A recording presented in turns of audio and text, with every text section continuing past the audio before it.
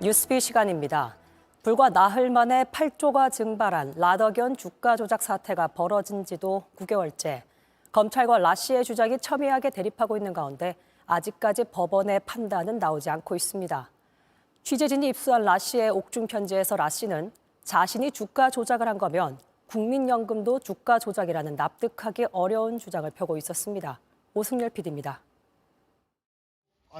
밀봉된 포장을 조심스레 엽니다.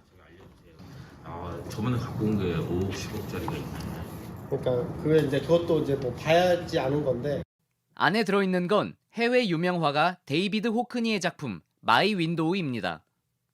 압수수색한 수사관이 자기가 그런 대가의 그림을 갖다가 언박싱을 했다 이렇게 하면서 지난해 5월 검찰이 주가 조작 세력 라더견 일당으로부터 압수한 작품들로 여기엔 데이비드 호크니 작품 4점, 알렉스 카츠 작품 1점, 김창렬 화백 작품 1점 등 고가의 그림들이 다수 있었습니다. 밀봉된 상태에서 이건 라더견 씨 그림이다 해갖고 이제 저희가 그걸 갖다가 압수를 한 것이 있어요. 근데 저희가 이제 안에서 그쪽 갤러리 측하고 얘기해봤을 때 이거 처음 와갖고 뜯어보지도 않은 것이다.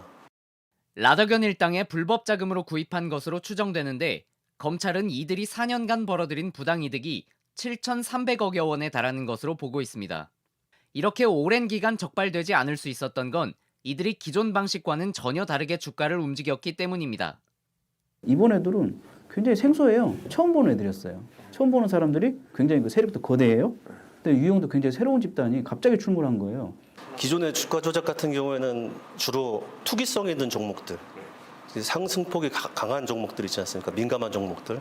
그런 걸 대상으로 해서 단기간에 주가를 급등시켜가지고 시세 차익을 얻어서 나오는 그런 거라면은 이 사건은 장기간에 걸쳐서 금융기관 감독을 피해서 하루당 한 0에서 2% 정도? 그 정도로 조금씩 이게 주가를 상승시켜 나가고 장기간에 걸쳐서 범해졌다는 점에서 큰 차이가 있습니다. 이들은 고객들의 휴대전화를 들고 다니며 고객들의 거주지나 근무지 일대에서 라더견 씨의 지시에 따라 주식을 매매했습니다. 뭔가 위에서 하달이 떨어져 와요. 하달이 떨어져 오면은 저희 팀이 있는데 그 팀의 팀장님이 저희한테 막 명령을 해요. 지금 당장 빨리 5분 내로 뭐 체결을 시켜라. 아니면 뭐 매수를 얼마 던져라. 하면은 저희 뭣도 모르고 그냥 뭐 로그인 해가지고 막 이렇게 던져요. 그러면 대기해 하면 네 알겠습니다.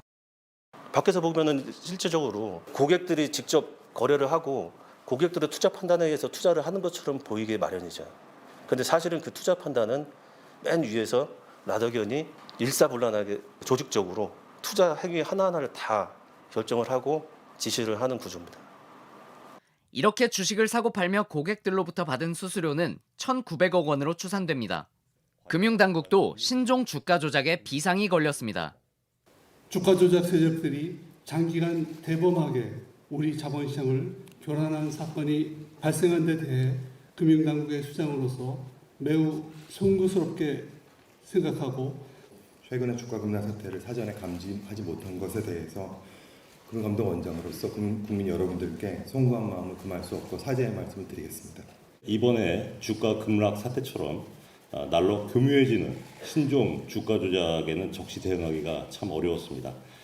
지금부터라도 부서진 외양간을 서둘러서 고치고 특히 근본 주가 폭락 사태는 그동안 비교적 안전지대로 여겨졌던 장기 투자, 가치 투자 영역까지 소위 꾼들의 무대가 되었다는 점에서 큰 충격을 안겨준 것 같습니다.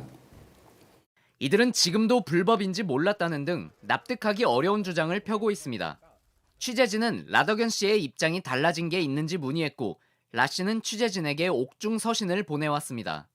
라 씨는 자신 때문에 피해를 입은 투자자들에게 송구하다면서도 자신은 주식을 주로 샀기 때문에 주가 조작을 한 것은 아니라고 주장합니다. 국민연금이나 해외 기관들도 주가 조작이냐고까지 합니다. 하지만 취재진이 입수한 내부 핵심 관계자의 말은 다릅니다. 라 대표가 야 오늘 10,000원인데 그래도 오늘 고객들한테 좀 보여주기식 하려면 오늘 11,000원까지 올려 그냥. 그럼 우리가 3호형 올려가는 거. 왜냐면 물량이 없어. 그러니까 우리가 사면 올라가고 우리가 팔면 떨어지는 거야. 왜냐? 내가 다 갖고 있으니까. 우리가 들어간 종목을 차트를 보면 이렇게 되는 거야. 우리가 계속 사모으고 있었거든. 이 사람들은 자기들이 사서 그 가치를 올린 거예요. 매수세를 계속 올려서 가치를 올린 겁니다. 자기 돈을 집어넣어서 주가를 올린 거죠. 그래서 이 주가를 올린 돈 자체가 그 투자자들의 재산과 빚으로 마련한 거예요. 결국은. 고객들, 투자자들에 대한 약속이 지켜지려고 그러면은 돈이 점점 많아지고 점점 계속 투자를 해야 되는 상황이 되는 거죠. 더군다나 레버리지까지 온 상황에서 예를 들어서 그 안에서도 이게 좀 아니다 싶어가지고 이제 그만 투자금을 회수하자는 것이 더 많아지면은 언제든지 급격히 떨어질 수 있는 그런 구조였다는 겁니다. 나흘 만에 8조 원이 증발한 초유의 주가 조작 사태가 일어난 지 9개월. 아직 재판은 진행 중입니다. 주가 폭락 사태와 관련해서도 지난 7월 키움증권에 대한 검찰의 압수수색이 이루어졌지만 아직 수사가 끝나지 않았습니다. JTBC 오승열입니다.